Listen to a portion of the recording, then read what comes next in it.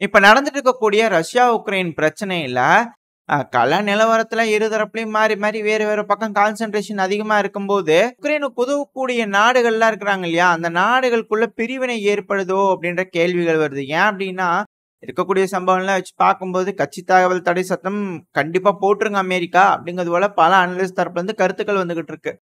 அதுவும் குறிப்பா இப்ப இட்டாலியோட டெப்யூட்டி பிரைம் மினிஸ்டரான மேத்தோ சால்வினி அவர்கள் பேர் கொஞ்சம் கரெக்டா இல்ல. ஸோ அவர் என்ன சொல்லியிருக்கிறார் அப்படின்னா, உக்ரைனுக்கு தொடர்ந்து இது போல ஏடுகள் குடுத்துட்டே இருந்தீங்கன்னா, அவ்வளோதாங்க 3ஆம் உலகப் போர் வந்துரும் அப்படிங்கிறது போல திரும்பி அவர் தரப்புல இருந்து ஒரு மிரட்டல் வந்திருக்கு. ஆனா டென்மார்க் வந்து பாத்தீங்கன்னா 2 நாளுக்கு முன்னாடி என்ன சொன்னாங்க, நாங்க குடுக்குற அனைத்து ஆயுதங்களையும் நீங்க ரஷ்யா மேல பயன்படுத்துங்க. எந்த பிரச்சனையும் இல்ல. அப்படிங்கிறது போல அவரு தரப்புல இருந்து ஸ்டேட்மெண்ட் வருது. இதெல்லாம் நம்ம முன்னாடியே பேசியிருப்போம். அது யாராவது ஒருத்தவங்க பெருமளவுல எதையோ ஒண்ணு குடுக்குறேம்பாங்க. அதுக்கப்புறம் அவங்களுக்குள்ளேயே வந்து 2 அணியா பிரிஞ்சுட்டு ஒருத்தவங்க குடுங்க குடுங்கம்பாங்க. இன்னொருத்தவங்க குடுக்காதீங்கம்பாங்க. அதுக்கப்புறம் எல்லாம் கூடி உட்காந்து பேசி முடிச்சுட்டு, ஓ! அப்படியா குடுக்கலாமா? அப்படிங்கிறது போல ஒரு முடிவு வந்ததுக்கு அப்புறமா குடுப்பாங்க. அப்படிங்கறதெல்லாம் சொல்லியிருந்தோம் இல்லையா? ஸோ அதுபோல தான் இப்ப டென்மார்க் வந்து F-16 அதிக அளவுல உக்ரைனுக்கு குடுத்துக்கிறாங்க. ஸோ F-16 வந்து ரஷ்யாக்கு எதிர்த்து பயன்படுத்தலாம் அப்படின்னா எப்படிங்க? அப்படின்ற கேள்விகள் வருது. இந்த ஆஃபென்சிவ்க்கு பயன்படுத்துவீங்களா? அப்படி இல்லன்னா, இப்ப இந்த ஜாப்ரோசியா பகுதியில மேபி இந்த பவர் பிளான்ட்ட பிடிக்கிறதுக்காகவோ, இல்ல இந்த ரோபோதைனி பகுதி இந்த சைடுல ஏதாவது பிடிக்கிறதுக்காக கண்டிப்பா ஜாப்ரோசியால ஒரு அஃபென்சிவ் ஆப்பரேஷன் இருக்கு. அதுல எந்த ஒரு மாற்று கருத்துமே இல்ல. ஸோ அந்த பகுதியில வந்து ஏதோ ஒண்ணு நடக்கிறதுக்காக அ பயன்படுத்தலாமா F-16 பெருமளவுல அப்படிங்கிற போல கேள்விலாம் வருது இல்லையா? ஏன்னா பெருமளவுல மிசைல்லாம் தரேன்னு இருக்காங்க அமெரிக்க தரப்புல இருந்து. ஸோ இதெல்லாம் வச்சு பார்க்கும்போது இங்க இட்டாலி தரப்புல இருந்து ஒரு குரல்கள் வந்திருக்கு. ஆனா கொஞ்ச நாளைக்கு அப்புறம் இவங்களே ஏதாவது ஒரு டிஃபென்சிவ்க்காக நாங்க வந்து ஆயுதங்கள் குடுக்குறேன்னு சொன்னா கூட ஆச்சரியப்படுறதுக்கு இல்ல. இப்ப இதே போல தான் ஜெர்மனி வந்து பார்த்தீங்க அப்படின்னா, ஜெர்மனிக்கு போலாண்டுக்கு நடுவுல கருத்து மோதல்கள் ஏற்பட்டிருக்கு. ஜெர்மனி தரப்புல வந்து பார்த்தீங்கன்னா, கொஞ்சம் அதிருப்தியில இருக்கிற மாரி தெரியுது. ஏன்னா அதுக்கான ஸ்டேட்மெண்ட்ஸ்லாம் இருந்தது. இந்த போலாண்ட்ல இருந்து அந்த உக்ரைனோட நபர் இருந்தார் இல்லையா? இந்த சபட்டாஜ் பண்ணியிருப்பாங்கன்னு சொல்லிட்டு அந்த நார்ட் ஸ்ட்ரீம் பைப்லைன். ஸோ அவர் வந்து உக்ரைனுக்கே திரும்பி தப்பிச்சு போயிட்டாரு. இதுக்கு பின்னாடி வந்து போலாண்ட வந்து பேஸா பயன்படுத்தி தான் அவங்க இது போல வேலைகளை செஞ்சுக்கிறாங்க அப்படிங்கிற குற்றச்சாட்டுகள் ஜெர்மனி தரப்புல இருந்து வச்சிருந்தாங்க. இதுக்கு போலாண்டோட பிரைம் மினிஸ்டர் இருக்கிறாங்க இல்லையா? அவங்க தரப்புல இருந்து டொனால்ட் டஸ்க் அவர்கள் அவர் தரப்புல இருந்து ஒரு ஸ்டேட்மெண்ட் வந்தது. அவர் என்ன சொல்லிக்கிறார் அப்படின்னா, ஜெர்மனி மன்னிப்பு கேட்டு அமைதியா இருக்கிறதா நல்லது அப்படிங்கிறது போல என்னங்க மிரட்டலா இல்ல எப்படி என்ன மாதிரி அப்படிங்கிறது தெரியல. பட் ஆனா அவங்களுக்குள்ள இது போல மோதல்கள் வந்துடுச்சு.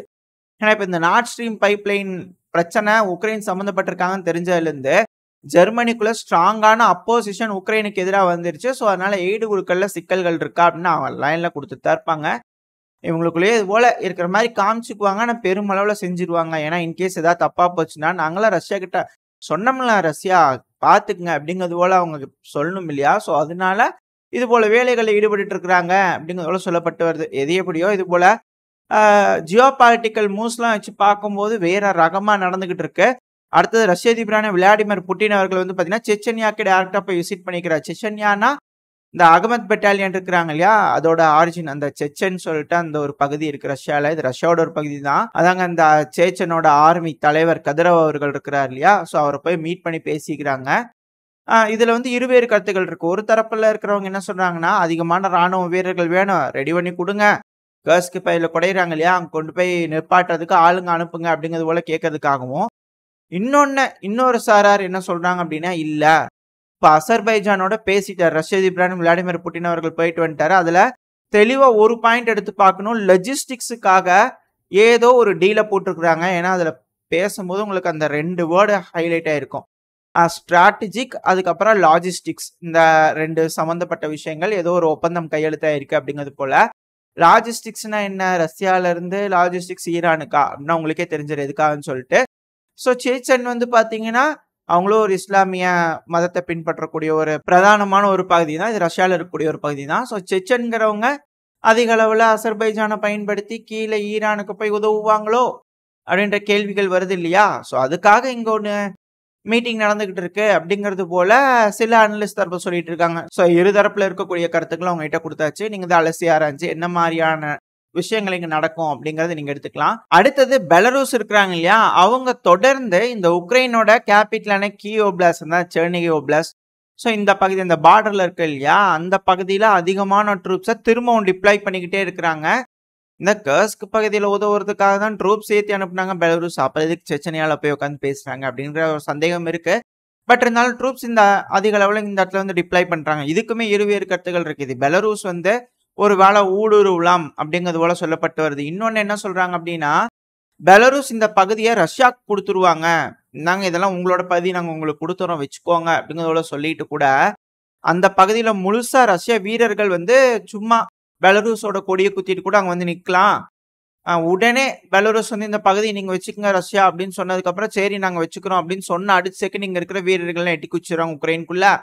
பெலருஸ் வந்துட்டு நாங்க செய்யலப்பா, அது ரஷ்யாவோட பகுதி, ரஷ்யா எட்டி குதிச்சிட்டாங்க அப்படிங்கிறத சொல்லிட்டு போயிடுவாங்க அப்படிங்கிறது போல சொல்லப்பட்டு வருது. இது வேடிக்கையா இருக்கக்கூடிய விஷயம் தான். இது போல ஒரு சேனல்ல பேசிட்டு இருப்பாங்க. ஸோ இது கேட்கறதுக்கு சுவாரஸ்யமா இருந்தது. ஓ இப்படிலாம் நடக்குமா அப்படிங்கிறது போல எண்ணம் இருக்கு இல்லையா? ஸோ அதனால உங்களுக்கு அதை டெலிவரி பண்ணணும் அப்படிங்கிறதுக்காக அதை எடுத்து வந்து கொடுத்தேன். பட் ஆனா மேபி பாசிபிள் இருக்கு. அது பெலருஸ் இந்த பகுதியை கொடுக்குறாங்களோ இல்லையோ, ரஷ்ய வீரர்கள் பெலருஸோட பிளாக குத்திட்டு அந்த இடத்துல அதிகமா டிப்ளாய் ஆனதுக்கு அப்புறமா பிளாக கழட்டிட்டு நாங்க ரஷ்யா தான் நாங்க உள்ள வரோம் அப்படின்றது போல வந்தாலும் ஆச்சரியப்படுறதுக்கு இல்லை. ஏன்னா அது போல விஷயங்கள் நடக்கலாம் இல்லையா? ரெண்டாவது, இப்போ ரியலான ஃபேக்டர் வந்து பாத்தீங்கன்னா உக்ரைன் தரப்புல இருந்து டீட்டெயில்ஸா வந்துகிட்டு இருக்கு. என்ன சொல்லிக்கிறாங்க அப்படின்னா, ரஷ்யா இந்த பிப்ரவரி மாசத்துல இருந்து உக்ரைனுக்குள்ள வந்திருந்தாங்க இல்லையா, இந்த டைம் பீரியட்ல மொத்தமா 9600 சொச்சம் மிசைல்களை வந்து பாத்தீங்கன்னா ரஷ்ய தரப்புல இருந்து ஏவி இருக்கிறாங்க. இதுல 2400 சொச்சம் தாங்க டவுன் பண்ணிக்கிறோம் அப்படிங்கிறது போல ஒரு திடுக்கிடும் உண்மையை தூக்கி போட்டு உடைச்சுக்கிறாங்க. ஸோ இதை வச்சு நம்ம புரிஞ்சுக்கலாம் எந்த அளவுக்கு உக்ரைனோட ஏர் டிஃபென்ஸ் ஃபோர்ஸ் எஃபெக்டிவா வேலை செஞ்சுக்கிறாங்க. 9000ல 2000 தான் டவுன் பண்ணிக்கிறாங்கன்னா எப்படிங்க அப்படிங்கிற கேள்விகள் இருக்கு. ஆனா இவங்க எப்படி தினம் கணக்கு கொடுத்துட்டு இருந்தாங்க இல்லையா, அதுவும் நம்ம தினமும் பார்த்துட்டு இருந்தோம். பார்க்கும்போதெல்லாம் தினமும் இத்தனை மிசைல் டவுன் பண்ணோம், இத்தனை மிசைல் வந்தது அப்படிங்கிறதோட சொல்லுவாங்க. அது உதிரி பாகங்கள் உதிரி போய் வெடிச்சு சில இடங்கள் டேமேஜ் ஆயிருக்குலாம் பார்த்துருப்போம். இந்த ரிப்போர்ட்டை யார் கொடுத்தது அப்படின்னு கேட்டிங்கன்னா, உக்ரைனோட கமாண்டர் இன் சீஃபான சிர்ஸ்கி அவர்கள் இருக்கிறார் இல்லையா, ஸோ அவர் தரப்புலேருந்து கொடுக்கப்பட்ட ஸ்டேட்மெண்ட் தான். ஸோ எல்லாம் வச்சு பார்க்கும்போது உக்ரைனோட ஏர் டிஃபென்ஸ் சிஸ்டம் ஒன்றும் பெருமளவில் இல்லைங்களே அப்படிங்கிறது போல கேள்விகள் இருக்குன்னே. 9000 மிசைல் வந்து விழுந்துக்கிறதுல 6000 அப்படின்னா எப்படிங்க நீங்களே யோசிச்சு பாருங்க, பெருமளவில் சேதங்கள் ஏற்பட்டிருக்குமா இல்லையா அப்படிங்கிறது போல கேள்விகள் வருது.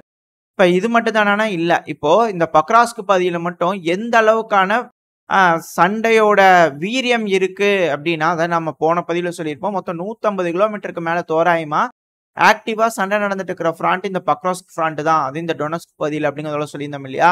ஸோ இந்த பகுதியில மட்டுமே ஒரே நாள்ல 87 பகுதிகளில் இந்த ரஷ்யா வீரர்களும் உக்ரைனோட வீரர்களும் மோதிக்கிறாங்க அப்படிங்கிறத உக்ரைன் தரப்புலேருந்தே ஸ்டேட்மெண்ட்ஸ் வந்துகிட்டு இருக்கு.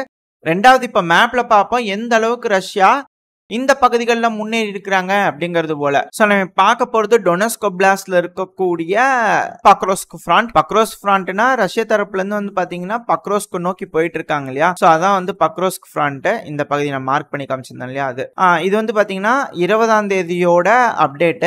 இப்ப 21ஆம் தேதியோட அப்டேட் என்னன்னா, இந்த நோவோ ஹார்டிவ்கா இருக்கு இல்லையா, அதோட தெற்கு பகுதியில தென்கிழக்குன்னு வச்சுக்கலாமா, தென்கிழக்கு பகுதியில் வந்து பாத்தீங்கன்னா ஸ்ட்ராங் பண்ணிக்கிட்டு இருக்காங்க.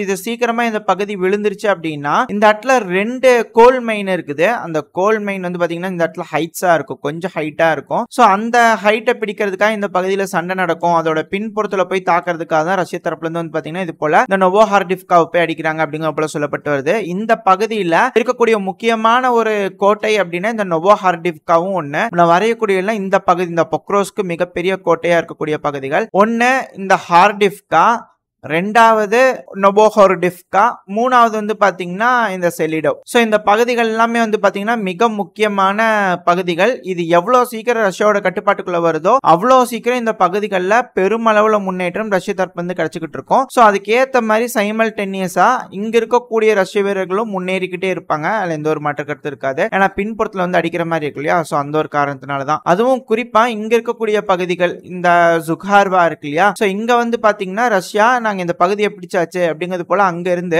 வீடியோ பதிவுகள் எடுத்து விட்டுருக்காங்க. இங்க இருக்கக்கூடிய ஒரு பகுதி தான் கரெக்டா இங்க இருக்கக்கூடிய பகுதிகள். அதுக்கான வீடியோ பதிவு சைட்ல லோட் ஆயிருக்கும். சோ ஜுகார்வா முழுவதும் ரஷ்யாவோட கட்டுப்பாட்டுக்குள்ள வந்துருச்சு அப்படிங்கிறது போல புரிஞ்சுக்கலாம். ரெண்டாவது, இந்த பகுதியில உக்ரைனை வந்து பாத்தீங்கன்னா ரஷ்யா அங்க இருந்தாங்க, நாங்க அட்டாக் பண்ணோம் அப்படிங்கிறது போல வீடியோ பதிவுகள் விட்டுருக்காங்க. ரஷ்யா சொல்றதை கூட விட்டுறலாம். உக்ரைன் வந்து அந்த பகுதியில் இருக்கிறாங்க, நாங்க அட்டாக் பண்ணிக்கிறோம் அப்படின்னு சொல்றாங்கன்னா அப்ப ரஷ்ய வீரர்கள் அங்க இருக்கிறாங்கன்னு தான் அர்த்தம். சோ இதை வச்சு பார்க்கும்போது ரஷ்ய வீரர்கள் பெருமளவில் இந்த பகுதிகளில் முன்னேறிட்டு இருக்காங்க அப்படிங்கிறத புரிஞ்சுக்க முடியுது. ஆனா ப்ரோ ரஷ்யன்ஸ் எல்லாம் என்ன சொல்றாங்க சொல்றாங்க அப்படின்னா, கொஞ்சம் கீழ வந்தோம் அப்படின்னா, இந்த பித்தைனியா இருக்கு இல்லையா, இந்த பிச்சி இது ஃபுல்லாவே ரஷ்யா அவங்க கட்டுப்பாட்டுக்குள்ள எடுத்துட்டு தான் சொல்லப்பட்டு வருது. சோ தோராயமா இப்ப நான் வரையக்கூடியது வந்து தோராயம் தான். இந்த மரவரிசைகள்ல இருந்து இது வரைக்கும் முழுவதும் ரஷ்யா அவங்க கட்டுப்பாட்டுக்குள்ள எடுத்துட்டு தான் ப்ரோ ரஷ்யன் சோர்சஸ்லாம் சொல்லிட்டு இருக்காங்க. ரெண்டாவது இப்போதைக்கு சண்டை நடந்துகிட்டு இருக்கிறது வந்து பாத்தீங்கன்னா இந்த கலினோவ்ல தான் சண்டை நடந்துட்டு இருக்குன்னு சொல்லப்பட்டு வருது. ஒன்ஸ் இந்த கலினோவ் ரஷ்யாவோட கட்டுப்பாட்டுக்குள்ள வந்துருச்சுன்னா, நான் முன்னாடியே சொன்ன மாதிரி தான் இந்த பகுதிகளில் ஒரு மிகப்பெரிய பிரேக் த்ரூ ரஷ்யா கிடைச்சிரும். ஸோ பல இடங்கள்ல இந்த பகுதியை பயன்படுத்தி பல முனைகளை முன்னேறும் போது இன்னும் வேகமா பல செட்டில்மெண்ட்ஸ் ரஷ்யாவோட கட்டுப்பாட்டுக்குள்ள வந்துரும் அப்படிங்கிறதுல மாற்றுக்கருத்துல. அது கூடவே இன்னொரு மிக முக்கியமான ஒரு விஷயம் அதையும் சொல்லணும். இந்த ஹார்டிஃப்கா நம்ம சொல்லியிருந்தோம் இல்லையா, ஒரு மிகப்பெரிய ஒரு டவுன்னு சொல்லிட்டு, இது எல்லாமே வந்து பாத்தீங்கன்னா இப்போதைக்கு உக்ரைன் தரப்புல இருந்து கிரே ஜோன்னு மார்க் பண்ணிக்கிறாங்க. ஆனா ரஷ்யா தரப்புல வந்து பாத்தீங்கன்னா இந்த பகுதிகள் அவங்க கட்டுப்பாட்டுக்குள்ள வந்துருச்சு அப்படிங்கிற சொல்லப்பட்டு வருது. இன்னும் கொஞ்சம் தூரம் தான் இருக்கு. சோ இந்த ஹார்டிஃப்காவோட சிட்டி சென்டருக்கு வந்துட்டாங்க அப்படின்னா அங்கிருந்து பக்கவாட்டு தாக்குதல் பண்ண ஆரம்பிச்சிருவாங்க. சோ அப்படி பண்ணும்போது இங்க இருக்கக்கூடிய ஃபீல்ட்ஸ் எல்லாம் இருக்கு இல்லையா, ஆக்சுவலா ட்ரென்ச் லைன் லோட் பண்ணா தெரியும். இந்த பகுதிகள்லாம் வந்து பாத்தீங்கன்னா லேயர் ஆஃப் டிஃபென்ஸ் இருக்குன்னு சொல்லியிருந்தோம் இல்லையா, இத அந்த பகுதியெல்லாம் ட்ரென்ச்சஸ் இருக்கு. ரெண்டாவது உக்ரைனோட அது மிகப்பெரிய டிஃபென்சிவ் லைன். சோ அதோட பின்புறத்துல வந்து தாக்குதல் பண்றதுனால ஈஸியா ரஷ்ய தரப்புல இருந்து முன்னேறவும் முடியும். ரெண்டாவது அந்த பகுதிகள்ல இருந்து தாக்குதல் பண்றதுனால இந்த பகுதிகள்லாம் ஈஸியா ரஷ்யாவோட கட்டுப்பாட்டுக்குள்ள வந்துரும். சோ அப்படி வந்ததுக்கு அப்புறமா இந்த கர்ஷ்னரி ராய், அடுத்தது இந்த குரிட்டியார் இருக்கு இல்லையா, சோ இந்த பகுதிகள்லாம் ரஷ்யா கட்டுப்பாட்டுக்குள்ள வந்துச்சுன்னா இந்த மிக்கலேவ்காவ் நோக்கி போக ஆரம்பிச்சிருவாங்க. சோ ஒன்ஸ் இந்த பகுதி முழுவதும் ரஷ்யா அவங்க கட்டுப்பாட்டுக்குள்ள எடுத்துட்டாங்க அப்படிங்கும் போது இங்க இருந்து அதுக்கப்புறமா ஃபுல் ஃபிளெஜ்டா மெக்ரோஹராட வந்து அடிக்க ஆரம்பிக்கலாம். இந்த மெக்ரோஹராடுங்கிறது ஒரு மிகப்பெரிய டவுன், உங்களுக்கு இந்த இடத்துல பார்க்கும் போதே தெரியும். இந்த டவுனை எப்படி கம்பேர் பண்ணலாம்னா 2 பக்முட்டுக்கு சமம் அப்படிங்கறதோட சொல்லலாம். ஒன்ஸ் இந்த டவுன் ரஷ்யாவோட கட்டுப்பாட்டுக்குள்ள வந்தாதான் பக்ரோஸ்கே ஸ்ட்ராங் பண்ண முடியும். அது மட்டும் இல்லாம ஆல்ரெடி இந்த மெக்ரோஹராட் பகுதி இருக்கு இல்லையா, அந்த பகுதியில ரஷ்ய தரப்புல இருந்து ஸ்ட்ரைக் பண்ண ஆரம்பிச்சிட்டாங்க. இந்த ஏர் ஸ்ட்ரைக் பண்றது, இந்த ஷெல்லிங் பண்றது, இது போல வேலைகளை செய்ய ஆரம்பிச்சிட்டாங்க. ஏன்னா அந்த பகுதிகளில் இருந்து தான் உக்ரைனுக்கு வந்து இங்க டிஃபெண்ட் பண்ணிட்டு இருக்கக்கூடிய வீரர்களுக்கு சப்ளைஸ் வரும். ஸோ அதை கட் பண்ணும் விதமா இந்த மாதிரி தாக்குதல்கள் பண்ணிட்டு இருக்காங்க அப்படிங்கிற சொல்லப்பட்டு வருது. அதுக்கான வீடியோ போய் சைலோட இருக்கு, பார்த்தாலே தெரியுது. ஒரு மிகப்பெரிய தாக்குதல் பல இடங்களையும் பண்ணிட்டு இருக்காங்க ரஷ்ய தரப்புல இருந்து அப்படிங்கிறது போல.